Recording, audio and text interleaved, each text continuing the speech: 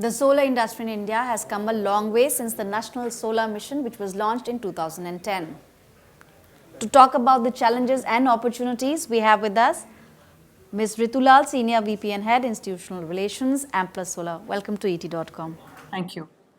If we are talking about solar energy, there are a lot of news about revised targets. You think we are on track to achieve those targets? If we look purely from a target perspective of 100 gigawatts, we might get there by 2022. But if we just break it down segment-wise, the original target said 60% from the solar farms and 40% from the rooftop segment. So the solar farm segment is completely on track, and it looks like the deficit from the rooftop segment is also likely to be met by the farm segment.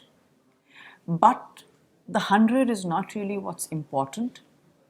It is extremely important to understand that rooftop solar has a very, very important role to play in a country like India. And it's not just about 100 or even 200 gigawatts. If the rooftop sector is not growing in line with expectations, we need to examine why that is so and what we can do to get that sector back on track. Right. As you have mentioned, that among the top two segments, rooftop farms, the solar farms as well as the rooftop panels, what holds the rooftop solar segment? If, as you are yourself saying, it has not really grown to the extent and looking at the targets as well. So the target was 40 gigawatts by 2022. We are nearly at the end of 2019 and we are less than 5 gigawatts. Right. So I really don't think 40 gigawatts is achievable by 2022. But if I leave that 2022 aside and just talk about the potential, there is no reason why this country cannot hit 40. Forget 40, this country has a potential probably of close to 100 gigawatts of rooftop solar across all segments, residential households, institutions, schools, colleges, government offices, commercial complexes, malls, hospitals, and of course, large industrial buildings. So looking at putting them all together, 80, 100 is also possible. But we sit at about 4 point some gigawatts today. A lot of what is holding it back is the policy and regulatory hurdles that come in the way. Apart from that, of course, there are the tariff concerns, especially for the residential user, because as you know that there are many parts of the country where electricity tariff for homes and especially smaller homes, the rates are subsidized. In the commercial and industrial segment, rooftop solar delivers a lot of savings. But this in turn then hits the revenues and profits of the distribution companies, the DISCOMs. Right. So unfortunately, the DISCOMs have started to lose from the whole solar, rooftop solar story. That has led to some kind of roadblocks coming in from the regulators, from the government, from various, from different states that have large commercial and industrial establishments, because they feel, and somewhat justifiably, that they need to protect the distribution companies. It need not be this way. The distribution companies need not be left out, and it should not be a case of one versus the other. And there are various ways, and in fact, organizations like my company as well as NSEFI, we've pitched solutions to the government whereby everybody wins using rooftop solar. Solar developers like us, EPC companies, rooftop owners, as well as DISCOMs. All we need to do is ensure that the solar tariff is structured in such a manner that DISCOMs are not left off the table and some amount of the savings is shared with them. Right. As soon as you do this, you will find the DISCOMs becoming an enabler in the whole process. And once the DISCOMs come on board, you'll see the growth in rooftop solar just grow, just How long this might take? It's a question of as soon as the regulators and the government get these policies in place. Right. So if you can give me 1 minute, and perhaps I'll just explain what happens to you. For any industrial house or a commercial building, say this office where we are sitting, the electricity tariff per unit is going to be anywhere between 8 and 10 rupees a unit. If you put up a rooftop solar plant, it's going to cost you, each unit of electricity is going to cost you anywhere between 4 and 6 rupees a unit. So you can save anywhere from 2 to 6 rupees, and in some cases even higher, per unit. The distribution company, and all of this solar that you use reduces what you buy from the utility, the discom. So the discom's billings come down, and the discoms only make their money from what they sell to the commercial and industrial houses. Right. They have something called a cross subsidy surcharge, because to the agricultural sector and to some of the domestic segments, they sell at subsidized prices dictated by the state, by the regulators. They don't actually set their own tariff. So if any unit of electricity lost from a business point of view hits the revenue of the discoms, that, for various reasons, nothing to do with solar, historically have most of them have reached a state of severe financial distress. Right. So this is the reason why they are not really enablers, especially for the commercial and industrial segment. What we are recommending is selling solar at a tariff that is giving savings to the rooftop owner and not taking anything away from the distribution company. So which means is if I were to sell your organization solar at 4.5 rupees, you bill that entire solar generated from your rooftop to the distribution company at a price which is the same as their average cost of supply for a particular zone. So it does not cost them a penny more to actually buy solar, and then they bill it back to you at the regular tariff. So there is no loss of cross subsidy surcharge or revenue or anything through this process. We have pitched this to various levels of government, and it's been received favorably. This, we think, should completely solve the problems on the commercial and industrial side. As far as the residences are concerned, their tariffs are lower in many parts of the country. So very often it's also been a question of how long does it take for a residence to, kind of get the return on investment. What's the payback by putting up solar?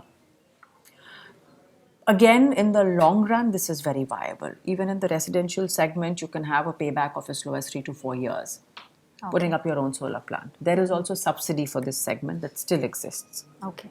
So we see that level also picking up. In fact, in the first 5 years or so of our operations, we were focused primarily on commercial and industrial segments. But now we've recognized that this whole market that is actually looking out for active solar solutions. People are trying to reduce their carbon footprint. So we've developed models that can serve this segment as well. Right. And we expect to see a big amount of pickup in this segment. Right. If we look at the current situation, there are a lot of smaller players in the industry. So do you think there's a scope of consolidation maybe in the next 5-10 years? There might be just few players, which are the larger ones, and the smaller players may be merged with them. So even if I look at the scenario today, a lot of companies that were startups when we began as a startup about 6 years ago have wound up. Some of them have gained traction, and already we have seen a fair amount of movement in terms of acquisitions. I do see a lot of consolidation happening, and I do unfortunately see some of the players not able to sustain in the longer run. But I don't believe that the market will only end up consolidating in favor of the larger players. Given the diversity of the solar sector, you have gigawatt scale solar farms, you have then the larger industrial rooftops, to smaller residences, to more specialized products like water pumps for the agricultural segment, etc.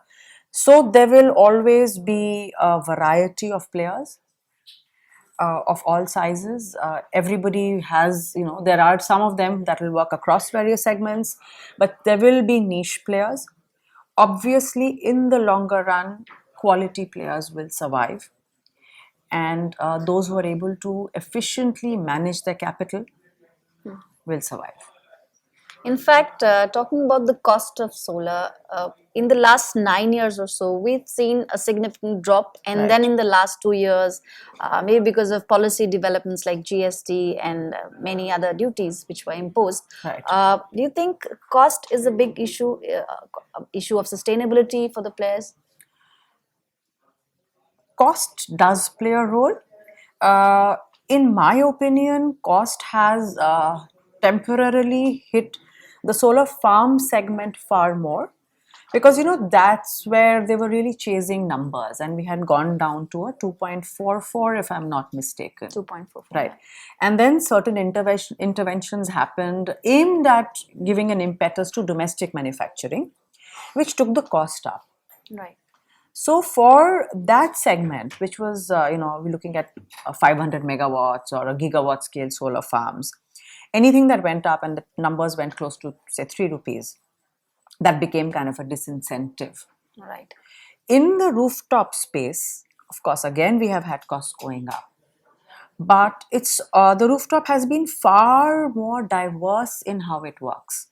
Two rooftops, your roof and the roof next to this, may not have the same generation, whereas the cost of setting up is going to be the same, Right. which is going to lead to a tariff differences. And there's issues of what angle I'm able to set it at, how much shading losses are there, and many such technical factors. Right. So the rooftop segment that way it's far like I said, diverse, and it's not as easy to do cookie cutter kind of executions. So there, it's not been such a decline. Obviously, the sentiment right after the prices went up were a little dim, Okay. but we haven't really seen any dip in growth. And we have, in fact, grown very, very rapidly, and the entire rooftop segment has grown very rapidly in the last financial year. I think there's been 70% growth in the last year. And the year before that, they doubled the installed capacity. Yes, we're talking from a small base, but it still shows that the rooftop segment has not really suffered from the increased costs. Okay. Obviously, if the costs come down, you'll see even a faster rate of adoption. Surely. So, lastly, for the MSMEs, what Right. is your viewpoint, and how do you think they can benefit from this growing industry? MSMEs already are a large part of the rooftop solar industry, because we have to understand that it's not just about modules and inverters. We say modules are about 50% of the cost of a solar plant. That leaves 50% for everything else. Inverters, again, are usually made by larger companies. Cables are made by larger companies. But there are a lot of smaller equipment where we have high quality specialized companies which fall under the MSME sector. Uh, on the installation and construction side, again, we have smaller players, and I have worked with a few of the smaller players who do a very, very high quality of execution. Okay. So it's not necessary that it's just the MNCs and the larger EPCs that follow high quality.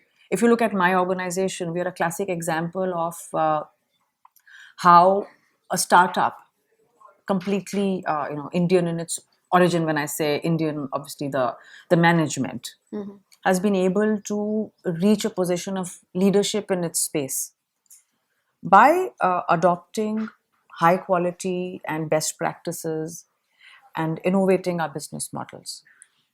I see a lot of scope for MSMEs, if not on the construction and equipment side, on the service and maintenance side. Right. Right. Because the bottom line is that the solar industry is not about setting up kilowatts, megawatts, or gigawatts. It's all about kilowatt hours. What I mean about that, by saying that, is it's not about the capacity, but it's only about generation. And to keep generating, the plants need very regular and thorough, apart from the quality of what you've set up, cleaning and maintenance. And these are not as simple as they look.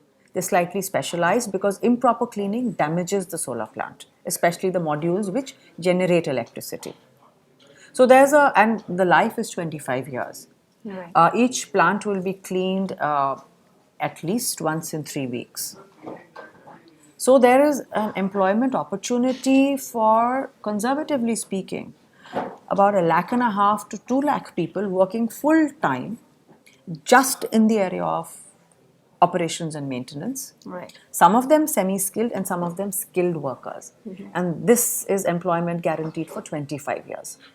This is a space where MSMEs can definitely come in and take advantage of the solar boom. Sure. Thank you for your time and for sharing your insights on the solar industry. That's all for now. For more extensive coverage on renewable energy, stay with economictimes.com.